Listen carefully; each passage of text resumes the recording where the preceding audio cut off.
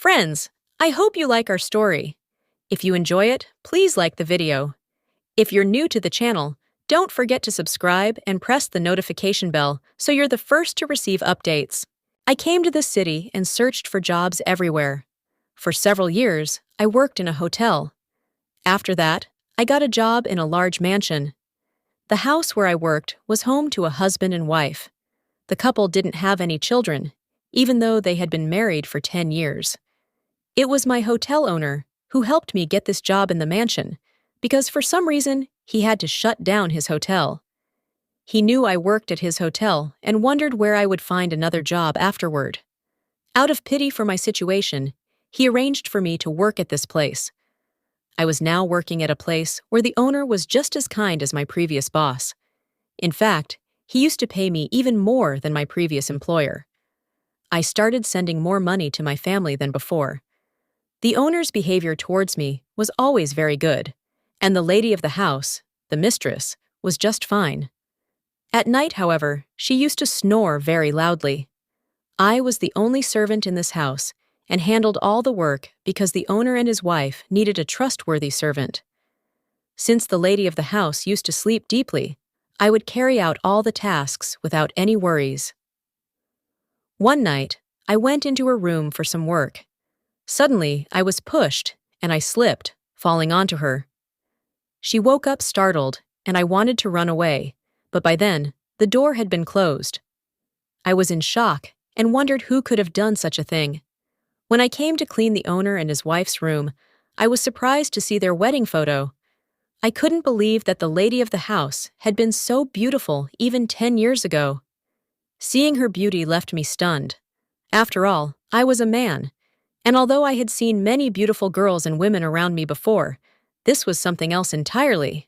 I had grown up, and dreams of marriage had started to stir in my heart. But perhaps getting married so soon wasn't possible because my circumstances hadn't improved yet. Seeing the lady of the house, I began to wish that my wife could be as beautiful as her.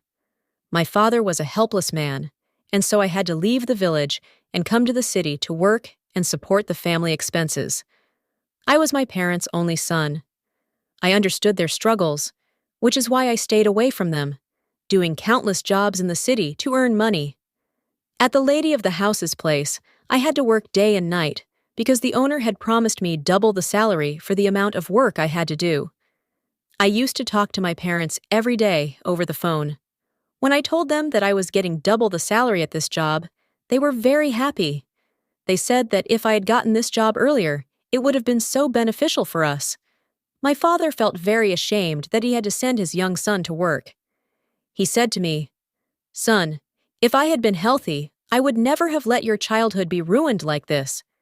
My helplessness forced me into this situation. Please forgive me. Only if you work day and night can we afford my treatment and the household expenses. Don't worry about anything and take care of yourself. Focus on your work without any stress." My father was a very good man. He always regretted that my childhood had been ruined. He believed that responsibilities should only be placed on children once they were fully grown. But perhaps his helplessness forced him to burden his son with responsibilities too early. While working at the owner and mistress's house, I didn't face any problems. They had provided me with a small separate quarter outside the mansion where I lived. Today, I spent the entire day in the mansion, and both the owner and mistress treated me well. The owner usually stayed at home and handled most of his office work from there. The mistress's photos were displayed in many places around the house. Whenever I looked at her pictures, the owner would give me strange looks. When I turned back, I felt embarrassed, but I couldn't help myself. The mistress was so beautiful that whenever I saw her photo, I couldn't take my eyes off it. However, perhaps this time I had crossed a line. After cleaning the house, I went to the kitchen to cook and got busy with my work. Suddenly, the mistress came into the kitchen. It was the first time I had seen her in the kitchen, as I'd heard that she didn't do household chores and mostly stayed in her room, which was why she always needed a servant. Seeing her up close, I realized she was still as beautiful as ever, and no one could tell that she had been married for 10 years. As soon as she entered the kitchen, she asked me for some water. Then she said, Dinu, please make me a glass of juice. I was startled by this because that wasn't my name. I said to the mistress, my name is Deepak. When I looked up at her, she seemed surprised because she was a very beautiful and educated woman. I quickly poured orange juice into a glass and handed it to her. Taking the glass, she seemed quite embarrassed and said, sorry, I didn't know your name was Deepak. I thought you were the same old servant. Hearing this, the mistress began to look closely at my face, and I smiled. I was just about to say something to her when the owner suddenly appeared at the kitchen door and stopped. For some reason, he always seemed to stare at me, and now he was doing the same. I noticed him at the door and asked, sir, do you need something? Hearing this, his face became even more stern, and he said to me angrily, this is not your house, it's mine. So don't order me around. I don't need your permission to decide what I should or shouldn't do. Hearing this, I felt very embarrassed. I hadn't realized that he could take my words so seriously. In other matters, the owner was usually very kind to me, but whenever it came to the mistress, he would get very angry with me. Before I could say anything in response, the mistress stepped toward the owner and said, you're misunderstanding his intentions. Please don't take his words the wrong way. Nilesh, treat the servants kindly, or one day you'll find yourself in trouble too. Remember, the last servant also left us on his own. She said this very quietly to the owner, but I overheard it. The owner looked at me and said, Deepak, don't go to bed early tonight. I need you for some work. With that, he left with the mistress, while I quickly got back to cooking. However, my mind kept wandering to the thought of what could have happened with the previous servant that made him leave. Was there something unusual? I kept thinking about this for a long time, until the food was ready. I informed the mistress and set the table for them. After they finished their dinner, I sat in the kitchen and ate my meal. While I was eating, I got a call from my mother, and I got busy talking to her. I was telling her about my well-being and everything I had done throughout the day. While I was on the call, I suddenly felt someone watching me. I turned toward the door and was stunned. The owner was standing there, glaring at me as if I had caused him a great loss. Startled, I immediately hung up the call and quickly went to the door where he was standing. I asked him, Sir, do you need something? But before I could say anything else, he suddenly grabbed my collar and said, Didn't I tell you to come to my room after dinner? Did you forget? Hearing this, I was taken aback. I realized it was indeed my mistake. However, I was also deeply troubled. When I first started working here, the owner's behavior toward me was very kind. In the beginning, he was very polite and welcoming. But now that I had been working here for almost a week and had been on duty 24/7, his behavior had drastically changed. He had become harsh and spoke to me with a strange, angry tone. I said to him, Sir, I'm sorry. It was my mistake. Please forgive me. I folded my hands in front of the owner, and he seemed to feel pity for me. He said, Come quickly to my room. He let go of my collar and went back to his room. I quickly adjusted my shirt, because when he grabbed my collar, my shirt had ridden up. When I entered the owner's room, the mistress wasn't there. She was outside in the garden, talking to a friend on the phone. As soon as I entered the room, the owner handed me some very expensive clothes and said, Quickly put these on. Hearing this, I was stunned. Why was the owner asking me to wear such expensive clothes? It was clear from their appearance that these clothes were costly. I thought they might belong to him, but they looked brand new, never worn. I asked, What do you mean, sir? Pointing with his hand, he replied, Quickly change into these clothes. Hearing this, I got nervous and asked again, But why, sir? I can't wear such expensive clothes. The owner quickly stepped forward, began unbuttoning my shirt, and said, Because tonight is your wedding night. You're the groom, and you need to go to your bride's room. Hearing this, I was shocked. Had the owner lost his mind? What kind of talk was this? Who was he marrying me off to, and so suddenly, without even telling me? I was completely baffled. I asked him directly, What are you saying, sir? Who am I marrying? To this he replied, You are your mistress's husband, and you must get ready and go to her room. His words left me stunned, and I felt like running away. But where could I go? I couldn't just leave the job like this, and it was too late at night to return home.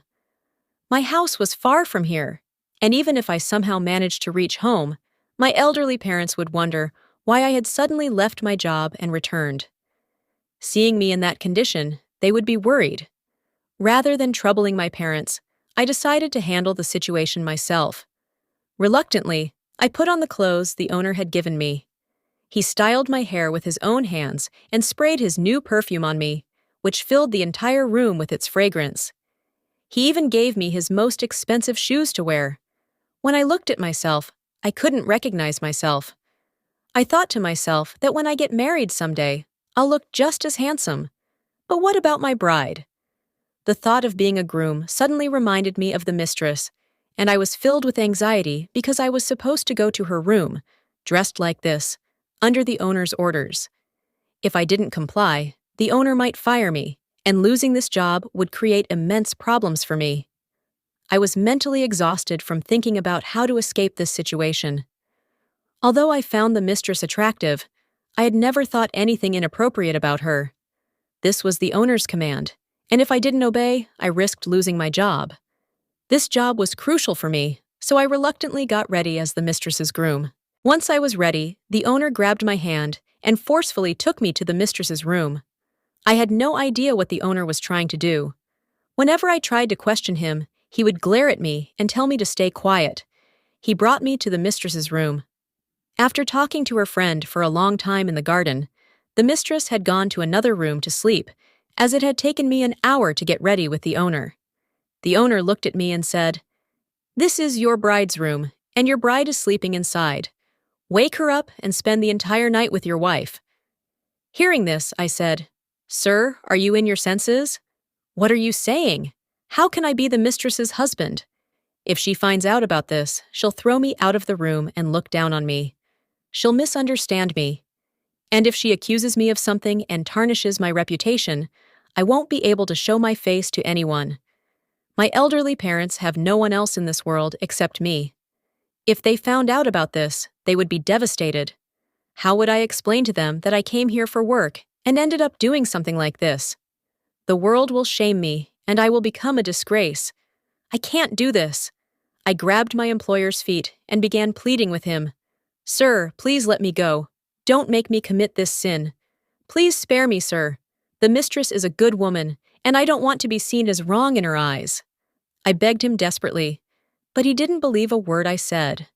When I first started working here, I had decided to take the job because of how kind the employer seemed at the time. Perhaps he was only being kind because he couldn't find anyone else to work for him. I had no idea that this man could be so despicable. If I had known, I would never have taken this job. Today, I deeply regretted working in this house. The employer pulled me up from the floor, wiped my tears, and said, "Look at yourself. You've ruined your appearance. Don't you know that your mistress hates ugly men? Right now, you look very handsome. Now come on!" He adjusted my clothes with his hands and signaled for me to go inside. I stared at him in shock, trying to comprehend what was happening. What had gotten into this man? He was willingly sending me to spend the night with his wife. I had never encountered someone like this in my life. Why was he doing this? Could someone really send their servant into their wife's room like this? As I stood there, trying to make sense of it all, he said, "Go quickly! Your wife is waiting for you. If you spend the entire night with her, I'll reward you in the morning." He clearly knew I was poor and was trying to entice me with money, hoping I'd give in to his demand. But I had no greed for money. I replied, "Please don't tempt me with money. I deeply respect a woman's dignity. I'm not the kind of person you think I am. I have always respected women and never even looked at one improperly." Hearing this, the employer became angry. He leaned into my ear and whispered, "Then get ready, because right now, I'm going to throw you out of this house. If you don't want to leave, you'll have to go into that room." Saying this, he opened the door to the room and pushed me inside.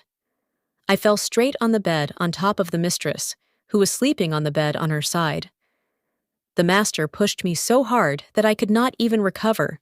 by the time I recovered, it was too late. I ran towards the door, and the master had locked the door from outside. Seeing this, I got worried and started banging the door of the room loudly.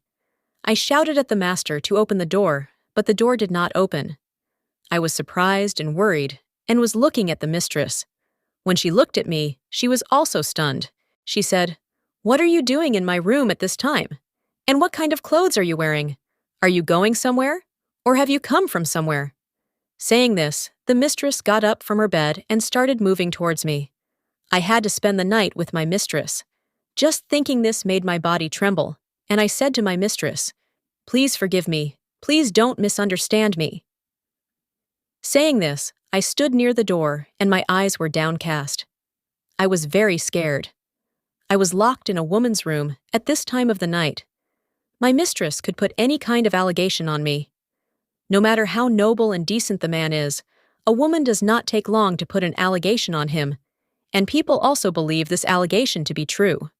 And thinking all this, my body started trembling and I again started ringing the door. "Master, please open the door and let me out of here." I began banging on the door loudly, hoping that the master's obsession would subside and he would unlock the door. But he did not open it. I kept banging on the door until I grew tired. My hands ached from the effort. Meanwhile, the mistress stood silently to one side. I noticed tears in her eyes. After a while, the mistress moved toward me, and I quickly folded my hands, pleading, "Mistress, please don't come near me. I won't do anything to you. It was the master who forced me into your room. I didn't come here willingly." This time, I started crying, because I didn't want the mistress to misunderstand me. I covered my face with my hands. I wanted to get out of that room, so I kept asking the mistress to let me leave, explaining, "I didn't come here by choice. Your husband sent me into this room." The mistress replied, "I know you're not that type of person." I was feeling very ashamed and kept pleading with the mistress, "Please don't accuse me of anything." The mistress came closer to me and tried to reassure me, saying, "Don't be afraid." She was very close now, but I didn't know what to do. I was afraid that she might trap me, just like the master had. She tried to touch me, but I quickly stopped her and said, "Mistress, please don't misunderstand me." Hearing this, she withdrew her hand and said, "I just wanted to comfort you. I know your master won't open this door until morning. You need to stay calm and compose yourself." Hearing her words, I quickly wiped my face, but I didn't pay much attention to her. I said, "Please don't worry about my condition. Just ask the master to open the door once. I'll pack my belongings and leave. I won't come to work from tomorrow. I'm a poor man. I don't want to get into any trouble. I don't want my parents to face shame because of me." The mistress replied, "But he won't open the door before morning. I know my husband very well." Saying this, she moved toward the sofa. I panicked and said, "Why are you saying this, mistress? I'm not wearing these clothes for you. The master forced me to wear them. He made me do this." Saying this, I began sweating profusely. The mistress looked at me and said, "I know, but you'll get exhausted sitting like this all night. You should sleep on the bed. I'll sleep on the sofa." The mistress looked at me helplessly, and I began to say, "What kind of things are you saying, mistress?" She had now laid down on the sofa and closed her eyes to sleep. But why was she doing this? I couldn't understand anything. Perhaps she had intentionally closed her eyes. The mistress had fallen asleep, but I was still sitting on the floor, lost in thought. She hadn't told me anything. I was wondering how, if a man suddenly entered a woman's room, she would typically panic. But I didn't see any such fear on the mistress's face. There was only a sense of regret that I could notice, but even that seemed to have faded now, as she had fallen into a deep sleep on the sofa, leaving the entire empty bed for me. The whole night passed like this, with me sitting on the floor and thinking. Morning came, and I was feeling sleepy, but as soon as I heard the sound of the door unlocking, I immediately looked toward it and got up to walk in that direction. Before I could reach the door, the master entered and started looking at me. I began trembling. After observing me carefully, he walked over to the sleeping mistress, woke her up, and said, "Get up, Sonia, it's quite late. What is this servant doing in your room?" Hearing this, the mistress woke up. The master took her aside, holding her hand, and started talking to her about something I couldn't hear. However, it was clear they were talking about me. Seeing the change in the mistress's expression, I realized it wasn't good. Her face had turned pale, and I was shocked. But now I was free, so I started heading out quickly. Just then, the master stopped me and said, "Wait! Take off these new clothes. I need to check something. And prepare breakfast for the mistress quickly." Hearing this, I went to change my clothes. After changing, I immediately made breakfast and returned to my room to lie down. I was exhausted from staying awake in the mistress's room all night. I decided that I would leave this place for good. I quickly went to the kitchen and prepared the entire breakfast. However, I was scared because I felt like trouble was imminent. But to my surprise, the master didn't say anything to me. Still, I had made up my mind to leave by evening. As I set the breakfast table, the master was watching me intently. Afterward, I stood silently in the kitchen, waiting for an opportunity to talk to him. When I found the chance, I said to him, "Master, I'm leaving by this evening." Hearing this, the master was startled and asked, "Why are you leaving?" I continued setting the table while he kept watching me closely. Then, I returned to the kitchen, standing quietly as I waited for the right moment to speak further. I took the opportunity to talk to the master and said, "Master, I'm leaving by this evening." The master was surprised to hear this and said, "Do you remember when you first started working here? I happily gave you 30,000 rupees, which you sent to your parents. If you wish, you can return that 30,000 rupees to me right now and leave immediately, not just by this evening." Hearing this, I was shocked to realize that he had given me the money just to blackmail me later. His words left me stunned. Then the master said, "Tonight you will go to your mistress's room again." I asked, "Why are you making me do all this?" The master replied, "You have to do this job." His words left me even more bewildered. I had thought that his obsession had ended, but clearly he intended to put me through the same ordeal again. For some reason, I couldn't bear it this time. I remained silent, listening to him, before folding my hands and pleading, "Master, please forgive me. I don't want to do this with the mistress." He grabbed my hands and said, "Do as I say or arrange the money and leave this place." Hearing this, I became even more distressed. Night had fallen, and the master handed me new clothes again. He said, "These are my clothes. Your mistress loves seeing me in them. Tonight, when she sees you in these clothes, she'll lose her senses, and you'll succeed in your task." I said nothing, quietly going to change. After changing, I came out of the bathroom, and the master, seeing me, was delighted. Just like yesterday, he sprayed me with his perfume. This time, however, he said, "This isn't the same perfume as yesterday. This one is much stronger. Its scent will intoxicate you, and you won't remain in your senses tonight. You'll make this night memorable with my wife. I'll finally see how dignified and virtuous she really is." Hearing this, I felt trapped. I walked to the mistress's second room with my head hanging low and entered quietly. The mistress was awake this time, and for some reason, I felt completely powerless.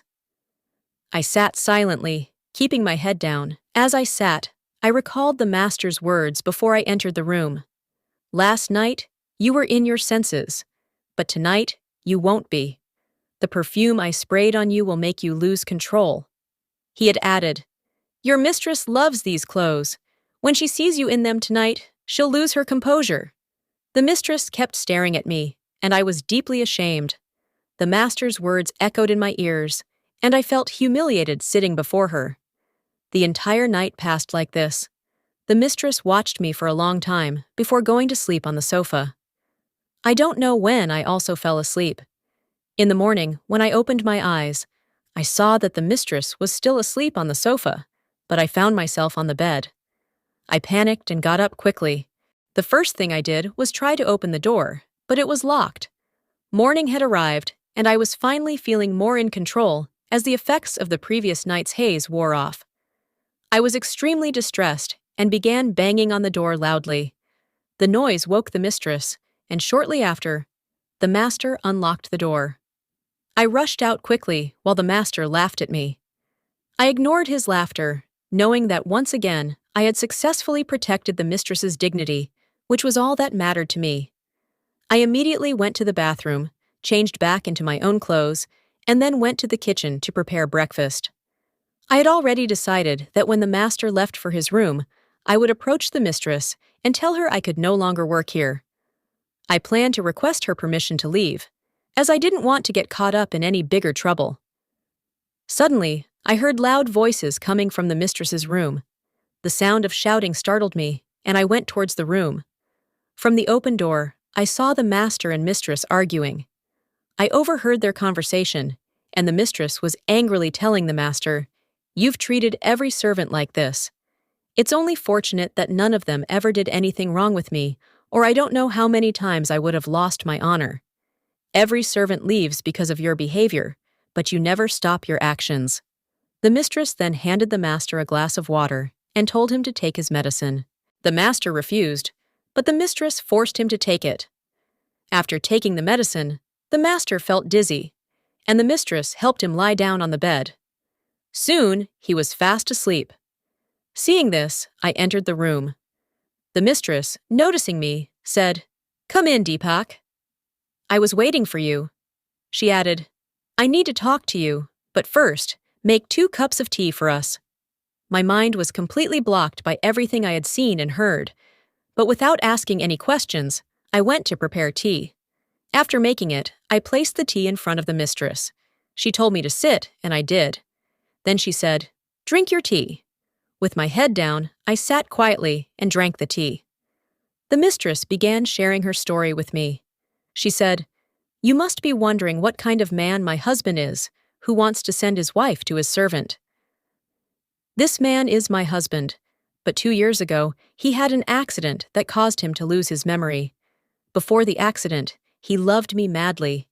He couldn't bear the thought of me being around any other man, and was always suspicious of me. The day of his accident, I was with a male friend, and took him to the hospital because I have no family in this world. When my husband regained consciousness, even in his unstable state, he started doubting me. Over time, he recovered physically, but some of that paranoia remained, which is why he now doubts every man who enters this house.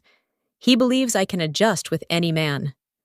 Many servants have come and gone, but he scares them all into entering my room to prove that I can have relations with other men. This is part of his illness. Before the accident, my husband was a very good man, with no faults except for his suspicious nature. I haven't told anyone this truth until now because every servant runs away before I can explain. They all assume I'll take advantage of them, and when they try to, I beat them up and kick them out.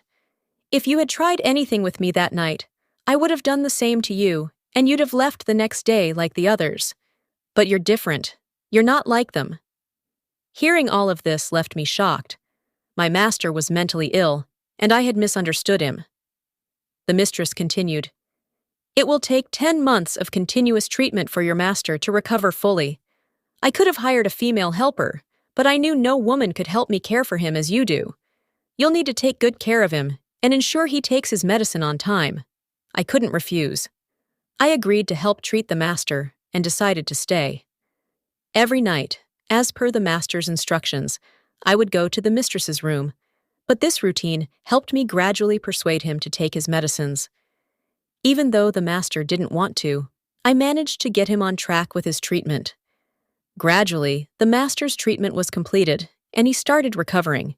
On the nights when the master sent me to the mistress's room, I would go as instructed, and on the nights he didn't, I stayed away. Slowly, the master became completely normal. Sometimes, the thoughts ingrained in a person's mind remain even after losing mental stability, and that's exactly what happened with my master. He loved the mistress madly and wanted his wife to never look at anyone but him.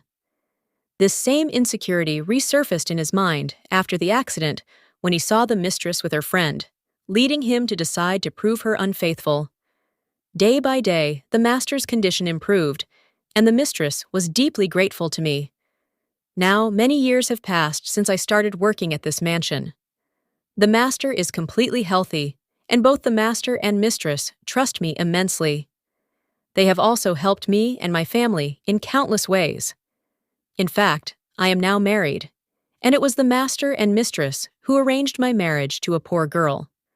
My wife and I work together at the master's and mistress's mansion. I am very happy in my life now, and I take great care of the master. Perhaps the reason for my happiness is my intentions, because I never had any ill intentions toward the mistress. This is why the master was able to recover, and nothing wrong ever happened with the mistress. Friends, I hope you liked our story. If you did, please like the video, subscribe to the channel if you're new, and don't forget to hit the notification bell so you receive the next update first.